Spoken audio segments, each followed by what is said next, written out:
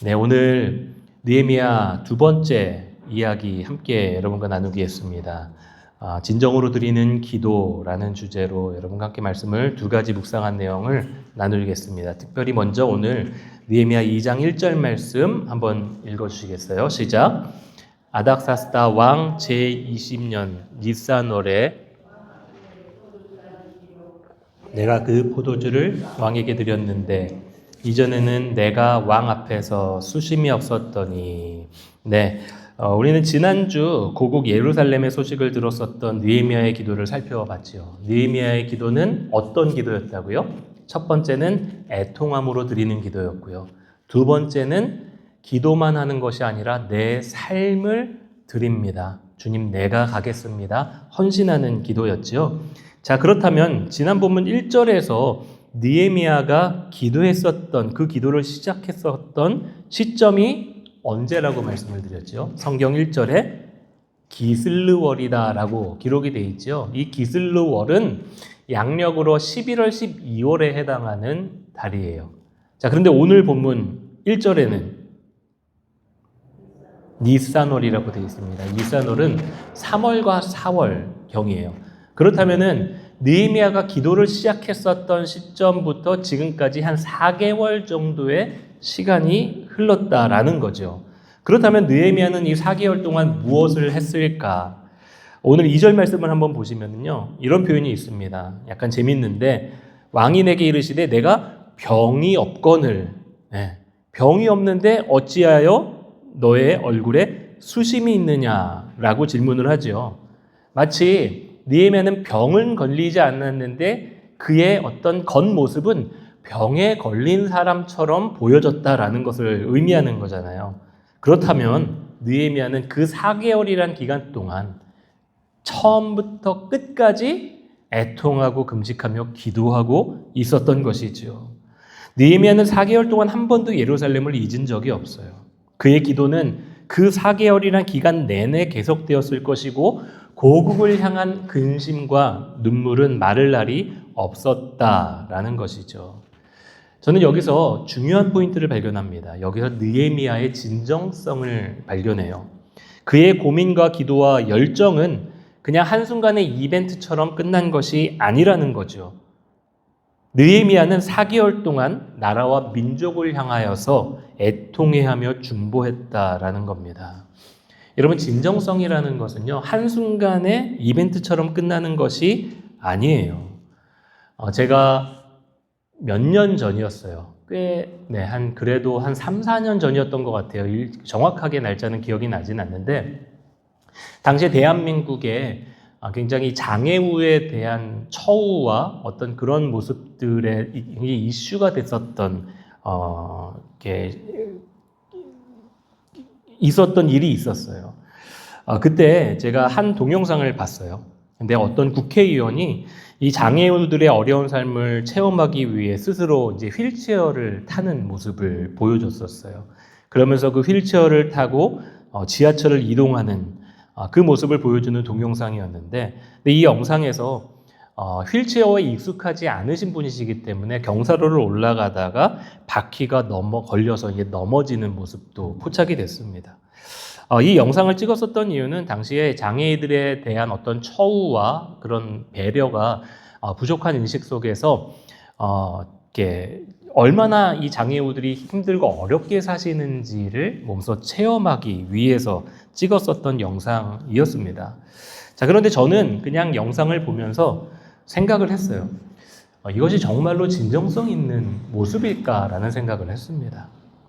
아무도 모릅니다. 그것이 정말로 진정성이 있는 것인지 아닌지는 아무도 몰라요.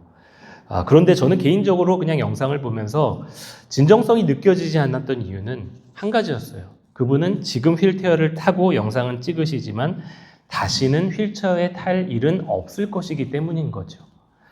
장애우들이 휠체어 컨트롤을 못해서 힘든 게 아니라 사회적인 시선과 편견이 더 힘드신 거예요. 그들이 겪은 아픔을 겪지 못하고 휠체어를 타기만 해서는 그들의 진짜 아픔을 공감할 수 없다라는 거예요.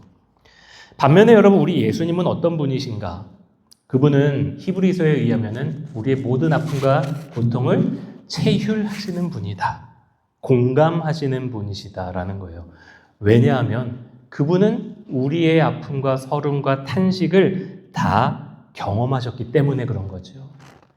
예수님의 성육신 사건은 사실은 우리는 십자가에 달리신 예수님의 고통이 가장 극치라고 생각을 하지만 인간이 될 필요가 없고 인간이 겪을 고난, 아픔, 상처를 겪지 않아도 되시는 하나님이 이 땅 가운데 육신을 입고 오신 것이 가장 고통의 극치였다. 저는 그렇게 보고 있어요.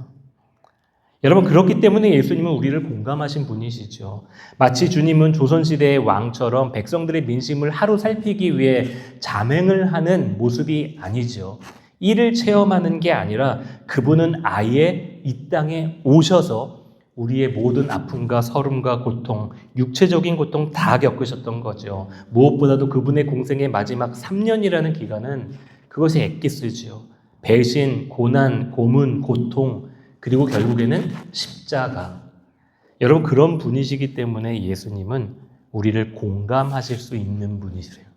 그래서 십자가는 예수님의 삶이 우리를 향한 사랑이 진정한 사랑이다라는 것을 보여주는 증거인 거죠. 자, 그런데 자신의 이권을 위해 표심을 위해 서민 체험을 하는 것은 누가 봐도 진정성을 느낄 수가 없는 거예요. 자, 저는 지금 그 얘기를 하고 싶어서가 아닙니다. 한 가지 중요한 메시지를 여러분과 나누고 싶어서요. 여러분, 이 진정성을 가지고 계시는 분들이 계세요. 어떤 분이신가? 자기가 말한 바를 실제로 삶에서 실행하고 헌신하시는 분들이 계시다라는 거죠. 결국 그들의 삶에서 진정성을 보는 겁니다. 제가 세례를 교육을 할 때 늘 강조하는 부분이 이겁니다. 성도님과 세례 교육을 하고 이 세례라는 세례식이라는 것은 굉장히 축복받는 자리잖아요. 모든 성도님들이 다 보시는 자리에서 내가 하나님의 자녀임을 믿습니다. 이것을 공언하고 공포하고 축복받는 자리라서 너무나도 복된 자리예요. 그러나 늘 제가 말씀드리는 건 뭐냐면 성도님 세례식 축하합니다. 너무나도 귀한 시간이에요. 그러나 기억하십시오. 세례보다 더 중요한 건 세례를 받고 이후의 성도님의 삶입니다. 사람들 앞에 내가 예수님의 자녀입니다. 공언하고 그 삶 그대로 앞으로 일생을 살아가시는 모습을 보았으면 좋겠습니다. 늘 말씀을 드려요. 여러분, 느헤미야는 한순간 눈물을 흘리고 통곡하며 기도하는 척하는 행사를 치른 것이 아니에요. 느헤미야의 진정성은 4개월이라는 시간 동안 발견된 거예요. 4개월이 말이 4개월이에요. 오늘 왕이 느헤미야에게 너 무슨 일이 있어? 라고 질문하기까지의 4개월이라는 거예요. 만약에 이 질문을 왕이 1년 후에 했다면 느헤미야는 그 1년 동안도 기도하고 애통해야 하며 나라를 위해 고뇌했을 거죠. 마치 병에 들리지 않는데 병에 든 사람처럼 계속해서 나라와 민족을 위해 기도하고 씨름하며 아파하고 살아왔던 것, 그것이 바로 느헤미야가 보여준 기도의 진정성이었다라는 거예요. 여러분, 따라서 한 가지 정의를 드리겠습니다. 진정성의 또 다른 이름이 있어요. 그것은 바로 지속성입니다. 제가 한국에서 목회를 저에게 가르쳐주신 담임 목사님께서 늘 저희 후배 목회자들에게 강조하셨던 것이 있었어요. 바로 이 진정성이에요. 그런데 진정성은 우리가 마음을 보여줄 수가 없어요.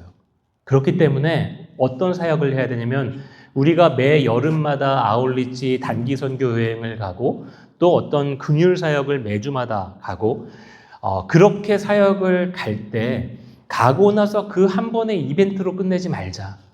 우리가 정말로 진정성 있는 삶을 살고 싶다면 우리가 일주일에 한 번이라도 한 달에 한 번이라도 분기별 한 번이라도 꼭 그분들을 방문해서 그분들과 함께 대화하고 성경 공부도 하고 제자 양육도 하는 그런 사역을 하자. 그래서 교회에서 사역했었던 것이 평신도 성도님들을 훈련시켜서 그분들을 1:1 제자 양육자로 양성하고 그분들을 일주일에 한 번 또는 한 달에 한 번 파송해서 거기에서 무목교회 성도님들을 양육하고 가르치는 그런 일들을 사역을 했었어요. 처음에는 한순간에 이벤트로 끝났을 것이라고 반신반의했던 교회들, 그러나 끝까지 지속적으로 함께하는 교회를 보면서 그 안에 진정성을 느끼게 되는 거죠. 여러분, 예수님의 사랑을 경험한 사람이 변화되는 이유가 뭔지 아세요? 바로 이 예수님의 십자가의 진정성입니다. 근데 이 진정성이 지속성으로 보여지는 본문이 있어요. 요한복음 13장 1절 말씀인데요. 우리 교환을 통해서 또는 자막을 통해서 한번 읽어보시겠습니다.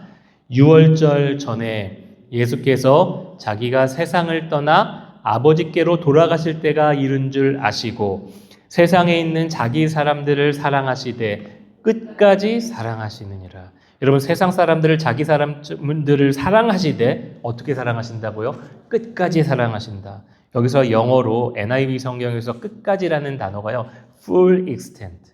그리고 또 다른 번역 성경에서는 very end라고 표현이 되어 있어요. 여러분, 예수님의 사랑에는 한계가 없는 거예요. 시간적인 한계도 없으시고 공간적인 한계도 없고 대상의 한계도 없어요. 그래서 예수님의 사랑은 뜨거운 한순간의 이벤트 같은 사랑이 아니라 영원한 지속적인 사랑이라는 거지요. 2000년 전에 보여주셨던 예수님의 사랑이 오늘날 살아가는 우리에게 여전히 유효한 사랑이라는 것은요, 예수님의 십자가의 진정성의 극치를 보여주는 거예요. 여러분, 오늘 본문으로 돌아와서 느헤미야는 이 모든 일들이 결판이 날 때까지 기도하고 또 기도했어요. 울고 또 울었습니다. 병든 사람처럼 보일 정도로. 여러분, 우리는 시작이 반이라고 하죠. 그러나 그 시작한 일을 지속하는 것은 굉장히 힘들어요. 중간에 포기할 수도 있고 낙심할 수도 있는 거죠. 느헤미야도 4개월 동안 지속적으로 기도했죠. 그러나 기도만 했을까요? 아니요, 저는 굉장히 또 준비를 했을 거라고 생각이 돼요. 오늘 8절의 말씀에 보시면요, 그가 왕에게 예루살렘의 성벽 건축을 위한 자재를 요구하잖아요. 이 말은 그가 4개월이라는 시간 동안 기도하면서 적극적으로 창의적으로 고민하고 생각했음을 보여주는 겁니다. 왕이 질문하자마자 자재를 우리에게 지원해 주십시오. 조서를 써 주십시오. 이 모든 것은 앞으로 일어날 일들에 대해서 철저하게 계획하고 준비하고 있었다라는 거죠. 앞으로 이제 우리가 계속해서 나누게 되겠지만 예루살렘에서 그가 사역하는 모습, 심지어 그 성벽을 며칠 만에 완공하냐면요, 52일 만에 완공을 합니다. 이 큰 프로젝트를 52일 만에 완공할 정도로 출발 전에 그는 굉장히 치밀하게 계획하고 준비했었다라는 거예요. 애통하고 고뇌하면서 그 시간을 준비할 것뿐만이 아니라 어떻게 해야 될지까지 고민하고 기도하며 하나님의 지혜를 구했었던 거죠. 여러분, 우리의 삶 가운데 한번 이렇게 적용해 보시기 바랍니다. 나는 어떤가? 저에게 질문하는 거예요. 그리고 여러분도 한번 스스로 질문해 보시기 바랍니다. 많은 경우 어떤 일을 시작할 때, 결심했을 때 작심삼일일 경우가 대반입니다. 최선을 다해 기도합니다. 그러나 기도 후 며칠 후면은 그 기도의 제목이 뭐였지라고 잊어버릴 때도 많이 있어요. 오늘날 필요한 영성, 지속성입니다. 끝까지, 처음부터 끝까지 내가 주님 앞에 드린 사랑을 끝까지 가져가는 것. 사랑하는 성도 여러분, 이 지속성을 가지시기 바랍니다. 여기에서 우리의 믿음의 진정성이 나와요. 그리고 그 진정성에서 사람들이 감동하는 것입니다. 누구보다 우리 주님이 감동하시는 거예요. 하나를 시작해도 여러분 꾸준히 섬기시기 바랍니다. 기도를 시작해도요, 꾸준히 기도하시기 바랍니다. 그리고 꾸준히 준비하시기 바랍니다. 그리고 우리가 사랑을 시작했다면 꾸준히 사랑하시기 바랍니다. 주님을 향한 사랑이 끊임없이 지속적으로 이어지고 교회를 향한 사랑이 끊임없이 지속적으로 이어지는 우리 교회가 그렇게 사랑의 지속성, 진정성을 회복할 수 있는 교회로 세워지게 되기를 주님의 이름으로 축복합니다. 두 번째 함께 나눌 내용인데요. 오늘 느헤미야 2장 2절부터 3절 말씀에 보시면 이 느헤미야와 페르시아 왕인 아닥사스다 왕의 대화가 이루어집니다. 자, 그런데 진정성을 가지고 4개월 동안 기도한 느헤미야가 왕을 아련하게 돼요. 그런데 느헤미야가 4개월 동안 한 번도 왕을 아련한 적이 없었을까요? 술 관원이었습니다. 왕이 4개월에 한 번에 술 마시는 분은 아니실 거 아니에요. 꾸준히 마실 거란 말이죠. 당시 고대 군동의 전통을 보면은, 그러면은 느헤미야는 그 술 관원이었기 때문에 왕을 매일매일 만날 수 있는 기회가 있었다라는 거예요. 그렇다면 느헤미야에게 어떤 게 있었을까요? 매일 그때 자기의 그 고민을 왕에게 용기 있게 말할 수 있는 기회도 있었다라는 거예요. 그러나 그 기회를 느헤미야 입장에서는 놓친 거죠. 매일 왕 앞에 나갑니다. 그러나 차마 말이 떨어지지 못해요. 이유는 죽을 수도 있으니까. 두려우니까. 그래서 어쩌면 이런 생각까지 했을 수도 있어요. 그냥 내려놓을까? 내가 뭘 한다고? 내가 뭘 그렇게 힘들게 예루살렘까지 가서 성벽을 건축한다고? 내가 이렇게까지 해야 되는 것인가? 매일매일이 실패의 순간이었고 낙심의 순간이었을 거예요. 그러나 그는 그럼에도 불구하고 계속해서 기도하며 때를 기다렸습니다. 그리고 드디어 오늘 왕이 느헤미야에게 질문하는 겁니다. 우리 2절 말씀을 한번 읽어보시겠습니다. 시작. 왕이 내게 이르시되 내가 병이 없거늘 어찌하여 얼굴에 수심이 있느냐? 이는 필연 내 마음에 근심이 있으리로다 하더라. 그때에 내가 크게 두려워하여. 여러분, 여기서 왕이 말합니다. 수심이 있느냐라는 표현이요. 수심이라는 것이 히브리어 원어로 라라는 단어인데요. 이 단어는 악한, 나쁜이라는 단어예요. 다른 본문에선 그렇게 쓰이는 단어거든요. 자, 근데 여기서는 어떤 표현을 쓴 거냐면 왕이 느헤미야를 봤을 때 느헤미야가 악한 표정을 짓고 있었다는 게 아니라 그만큼 그 몰골과 얼굴이 너무나도 힘들고 어려운 상황이었다. 적당한 표현이 제가 생각이 안 나요. 각자 여러분 성도님들 한번 해석해 보시면 좋을 것 같아요. 그런 표정과 표현을 했던 거예요. 그러니까 왕이 갑자기 얘기하는 겁니다. 무슨 일이라도 있어. 얼굴이 왜 이렇게 낯빛이 어두워. 이때 느헤미야가 두려워하는 겁니다. 이거는 술관원 왕 신하로서는 절대로 하면 안 되는 행동이었기 때문인 거죠. 신하가 왕 앞에서 근심 어린 표정을 한다는 것은 그 자리에서 괘씸죄로 직결 사용될 수 있는 행동이었던 거예요. 더군다나 여러분, 느헤미야가 건축하려고 있는 성벽을 무너뜨린 장본인이 누구라고요? 지금 내가 독대하고 있는 아닥사스다 왕이에요.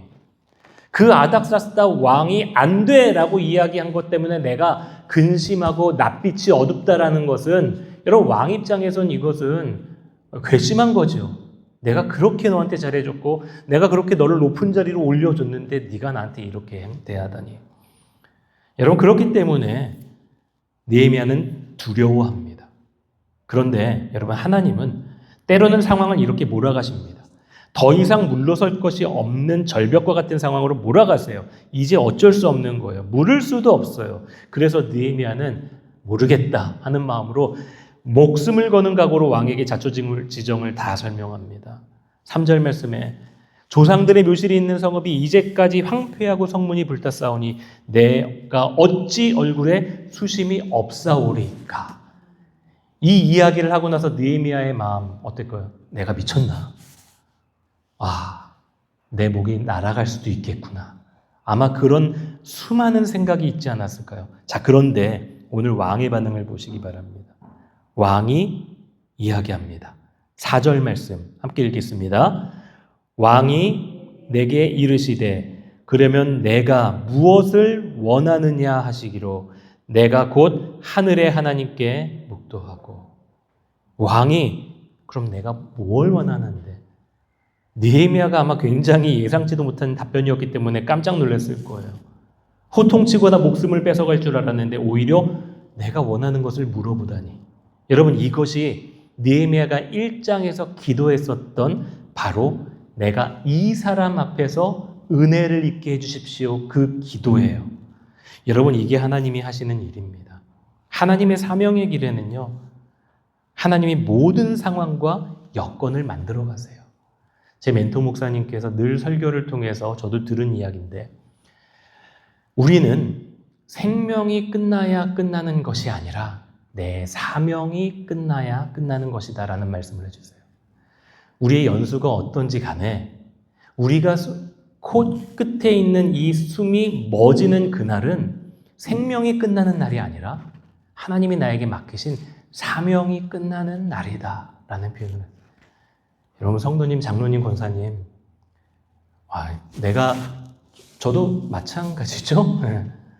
나에게 사명이, 내가 이제 더 이상 할 수 있는 게 뭐가 있을까? 라고 생각하시는 분 혹시 있으세요? 아니요. 우리의 코끝에 숨이 머물고 있는 그 순간까지 우리 하나님의 사명을 붙들고 사는 사람들이에요. 그런데 그 사명, 붙들고 사는 사람의 환경과 모든 여건을 주님께서 만들어 가시는 거예요. 무엇을 통해서? 한량없는 은혜를 통해서. 여러분, 그래서 내가 할 수 있는 건 아무것도 없어요. 내가 계획대로 되는 건 아무것도 없습니다. 그저 하나님이 하시는 일에 나를 맡길 뿐인 거예요.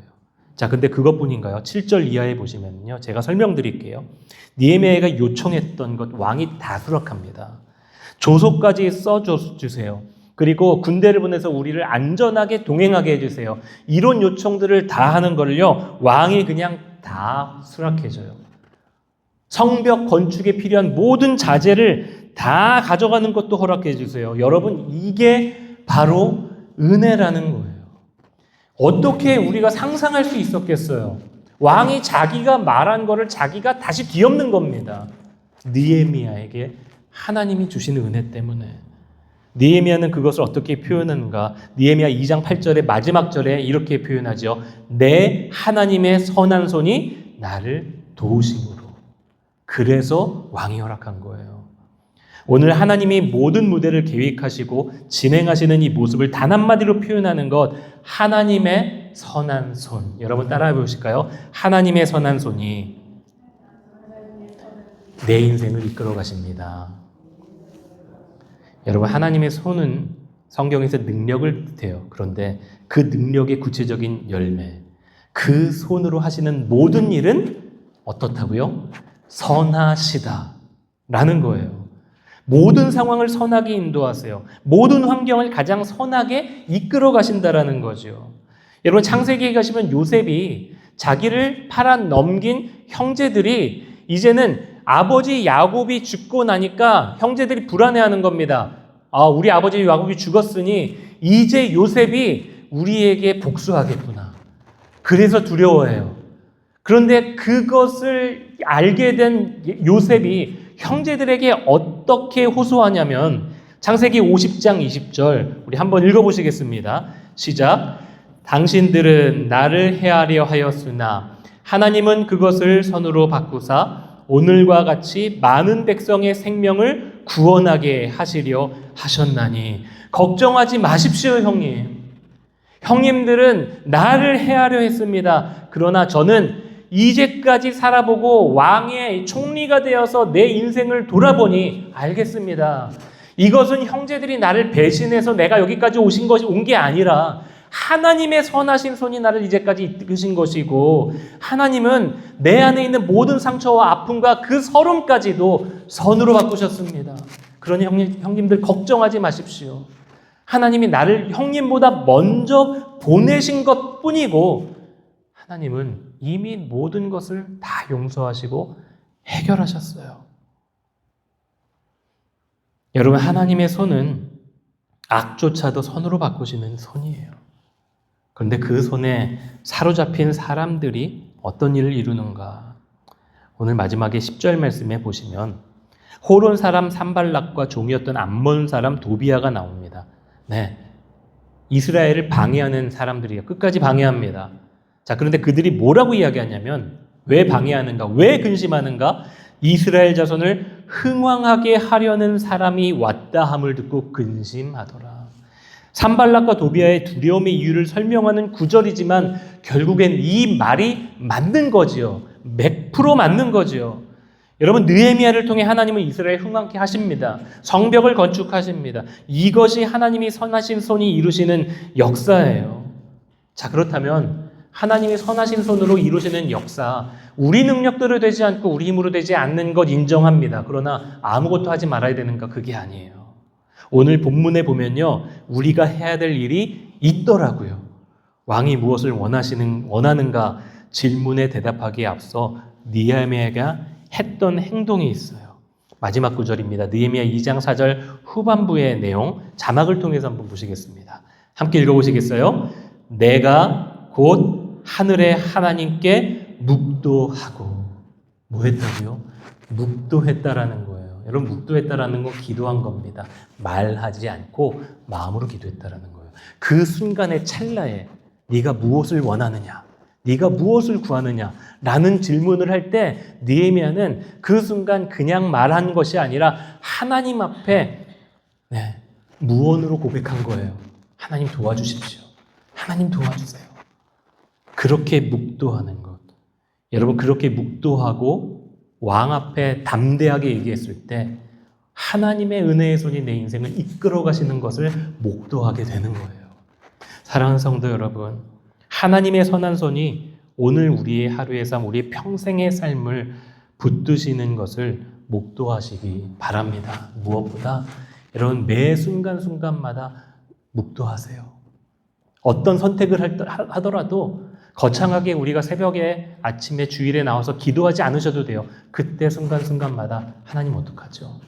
위기가 올 때마다 주님 도와주세요. 어렵고 외로울 때마다 주님 나의 친구가 되어주세요. 내가 고통에 있을 때마다 아플 때마다 주님 도와주세요. 나를 치료를 해주세요. 여러분, 이렇게 기도하며 살아갈 때 하나님의 선한 손이 우리 인생을 우리 상상 이상으로, 우리의 생각 이상으로 너무나도 멋지게 만들어 가실 그 하나님의 거룩한 손을 만나게 되고 보게 되게 될 줄로 믿습니다. 여러분, 이 복이 여러분의 삶과 여러분의 가정과 우리의 자녀들의 인생 가운데 임하게 되기를 간절히 원합니다. 아멘. 기도하시겠습니다.